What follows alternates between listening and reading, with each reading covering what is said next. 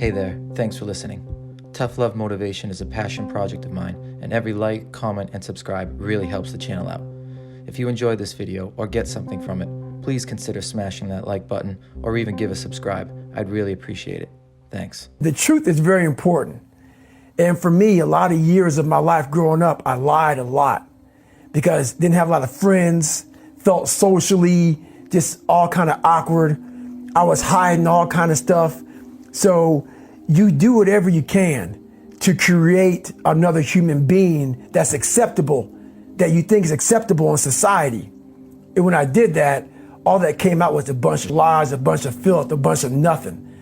I come from hell. And a lot of it I created, not just society. Yeah, society helped me out, but I created a lot of the hell that I had to go through. I made this picture out to be a lot worse than what it was. It was bad, but I made it out to be, insurmountable. The truth, it does set you free mentally, and it gives you a starting point. You have to have the truth to have a starting point. If I'm lying to you about who I am, or I'm lying to you about whatever, there's no starting point. There's a false reality. You have to create the real reality. So that's what I call my accountability mirror in my book. That's the real reality. Where the fuck am I going to start from? So for me, I was lying to this, lying about that. So I had no starting point. Once you come face to face with who you are, you have a starting point. All right, I'm not real smart. I have no courage. I have no self-esteem. I have no nothing. Nothing. That's my starting point. Now we can move from there. But if I tell myself I'm strong, I have courage, I'm smart, and all these are lies, you continuously push that starting point backwards. So that starting point is the truth. The no fucking bullshit truth that only you can tell yourself. Especially nowadays in this society, we like to surround ourselves. It makes us feel so good. Those people who say it's okay. It's okay. It's not okay. It isn't okay, man. And I get it. Society's changing and we love to feel wanted and loved. Trust me, that's all important. But you have to have the truth from people. Hey, you're not working your butt off hard enough. You're not trying hard enough. We all think we're trying hard, but what are you gauging that off of? When I was 297 pounds and I was fat as hell trying to be a Navy SEAL, the scariest thing in the world to me, even to this day, was that could have been the rest of my life. I thought then I was trying hard. That's the scariest thing in the world. I thought then, 297 pound, working for Ecolab, spraying for cockroaches, making $1,000 a month. I thought that was me at my 100% potential. Come to find out, a few years later, I wasn't anywhere near that. 106 pounds less, graduated Navy SEAL training, went on to do all these other things. Looking back on that, that was me trying hard. That's why people got to understand what is in us. We have no idea until we start trying hard. And I mean really trying hard, where you're obsessed with, hey, this is my new norm. My new norm is that, wow, this isn't always fun. It's not always meant to be fun. We all have two people. We all have two people. We have the easy voice, which is that 20% telling yourself that I'm easy at 90% of my full potential, maybe 100% at that 20%. That's that voice that we all love. That's that very comfortable voice that's that mommy holding you saying it's going to be okay. Doesn't care how good you are, just loves you. Just loves you no matter how messed up you are in life. That's where you want to be at. So that's that one voice. This other voice that we walk very far away from is a voice saying, hey man, you ain't doing shit. So we try to get this voice out of our head completely. And we live over here in this land. So what you have to do first is turn up this voice over here.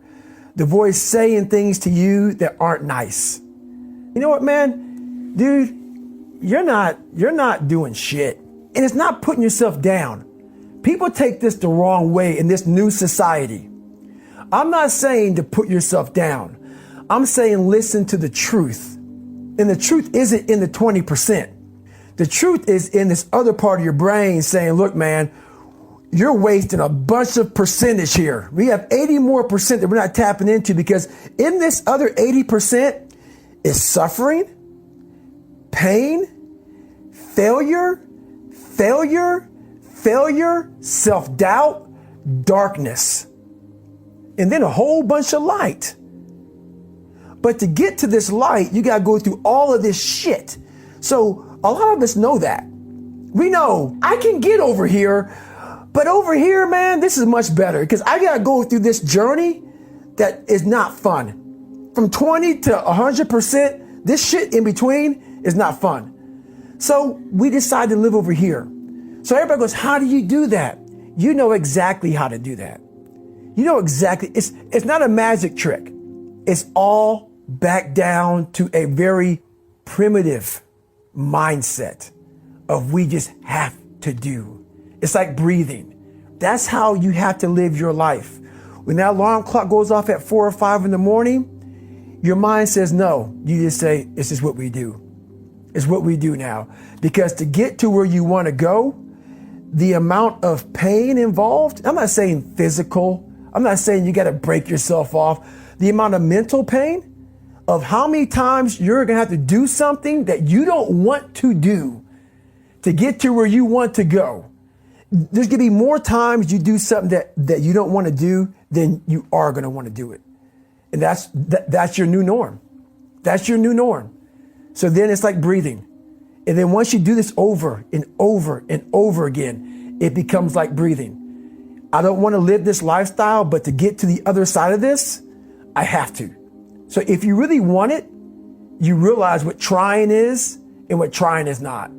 I'm a natural born fat guy. I gained 125 pounds. I was lazy. That's who I am. I'm a guy that likes to sit back, watch TV, and eat pizza. All I crave is that mama voice. Please love David. Love David. That voice got me to 297 pounds. When I got in the military and I started gaining this weight a lot, my standard breakfast was 8 cinnamon rolls, like basically, I think 6 to 8 scrambled eggs, half a pound of bacon, Fruity Pebbles, Lucky Charms, whatever it may be. That was my standard breakfast. It was food and also being comfortable. Whatever I wanted, I did. And that's where I started seeing myself get further and further away from my true self. And your true self is found, honestly, in that very uncomfortable zone. I have this haunting voice in the back of my head. A lot of us have it. We just ignore it. And it was there for years. So I knew in the back of my mind that I could pull off this whatever. But I was afraid of the work, because I wasn't gifted with brains. I wasn't gifted with God-given talent as far as like athleticism. So I knew to get to where I had to go, to be on the same playing field as these men, to even try out for this program, I knew the work was going to be something that I didn't want to even attack. So I was just putting it off. It haunted me. The voice in my head said, you know what, man, you're going to die never even trying to reach your full potential. And how's that going to feel? I visualize a lot. So basically what I started doing was, when I was 297, I thought about, my God, man, like this could be my life. And I thought, okay, what does heaven look like? I don't know. No one does, I imagine. So I was like, okay, I imagine that there's a big long line and you got judgment and you're God. Let's say you're God and I'm just David Goggins. Big long line and you're talking to Jane Doe. The next person in line is David Goggins. So I come up, I sit down now, you're talking to me. David, congratulations, you made it to heaven, how you feel? And right now I'm a 300-pound man. Ecolab guy, I'm 71 years old. This is what I'm thinking at 24 years old, okay? I'm dead, I'm in heaven, you're God. You pull the paper down, it says David Goggins. I'm reading it and I'm looking at it. And it has my name, but on this paper, it says everything about you. Everything, because God knows all.